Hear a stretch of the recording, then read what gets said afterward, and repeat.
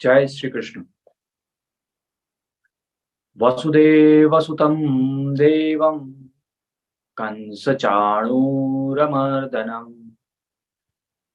देवकी परमानन्दम् श्रीकृष्णं वन्दे जगद्गुरुम्।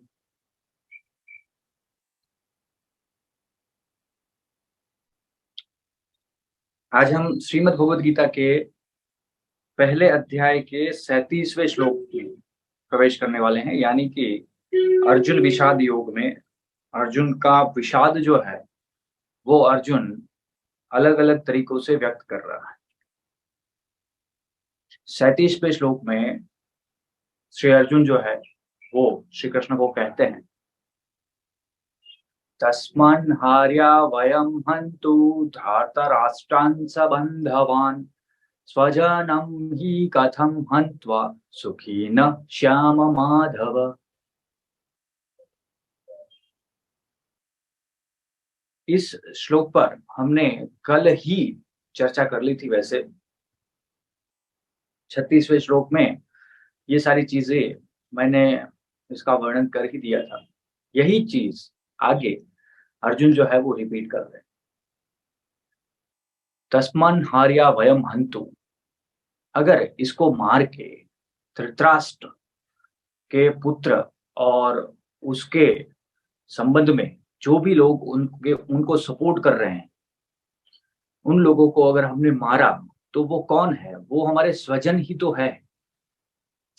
क्या हम हमारे स्वजन को मार के सुख को प्राप्त कर पाएंगे? हे माधव, आप मुझे इस बात का ज्ञान दीजिए। माधव, अब यहाँ पर श्री कृष्ण का माधव नाम क्यों लिया? माँ का अर्थ होता है लक्ष्मी और धव का अर्थ होता है पति। तो श्री कृष्ण जो है वो लक्ष्मीपति है, नारायण है स्वयं। और स्वयं नारायण जो है वो सबसे प्रेम करते हैं, खास करके अपने बंधु बांधव से, अपनी पत्नी से।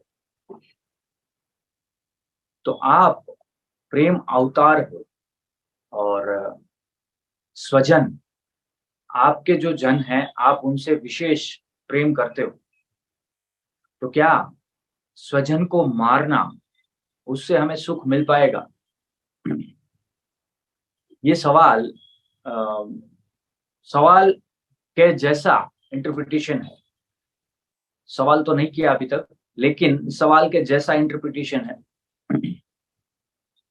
कि किस किस वजह से युद्ध ना करना वो उचित है, वो सही है, वो अर्जुन यहाँ पर व्यक्त कर रहे हैं।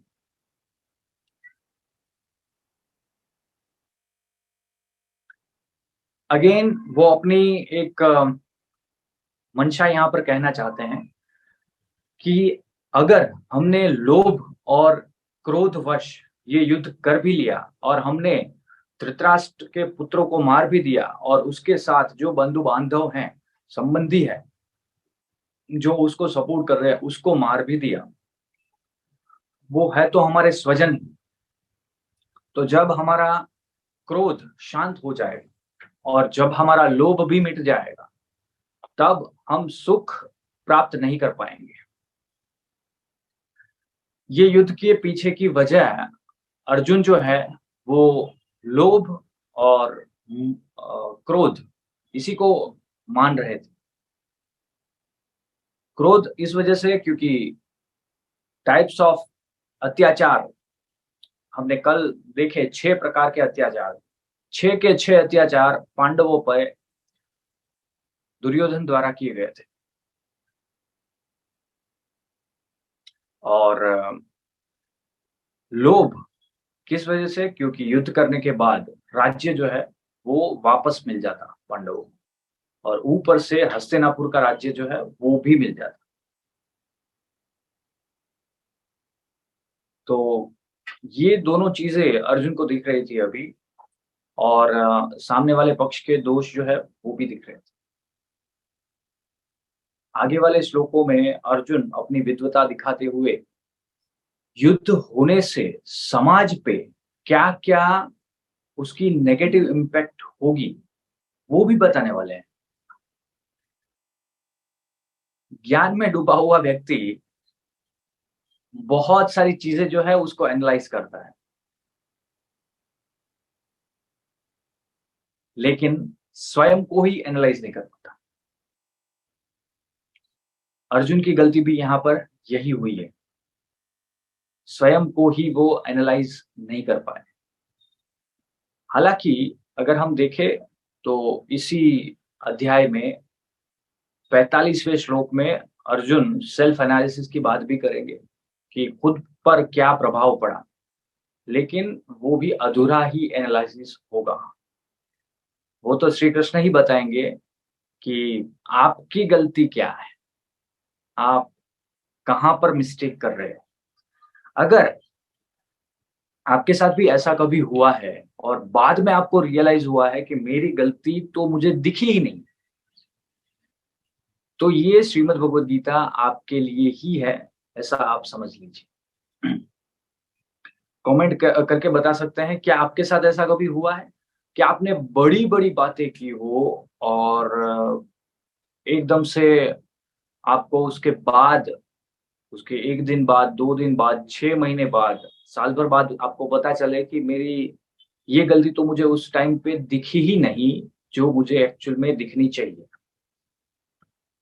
अगर आपके साथ ऐसा हुआ है, तब ज़रूर से ये श्रीमद् भगवद गीता आपके लिए ही है।